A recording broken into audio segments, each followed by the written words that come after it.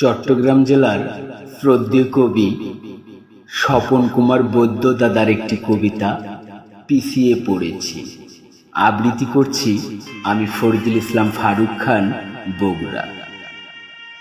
সামনে হাঁটতে গিয়ে কতবার পিছিয়ে পড়েছি তার ইয়াদটা নেই, কতবার হোঁচট খেয়েছি বলার অপেক্ষা রাখে না, কতজন কতভাবেই না টিটকারি মেরেছে, কেউ ধুলো ছিটিয়েছে গায়ে, কেউ বা ঘৃণায় মুখ ফিরিয়ে নিয়েছে চোখের উপর, কেউ বা তুচ্ছ তাচ্ছিল্য করে দূর দূর করে তাড়িয়ে দিয়েছে দূরে।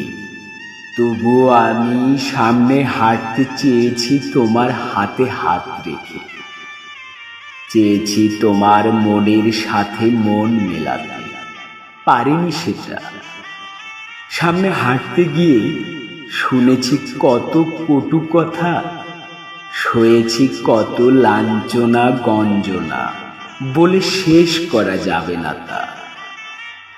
পথের ধারে কেটে গেছে কত বিনিদ্র প্রহর, মাথার উপর দিয়ে বয়ে গেছে কত কালবৈশাখী ঝড়, কত অপমান সইতে হয়েছে পথে ঘাটে, খোয়াতে হয়েছে মান সম্মান।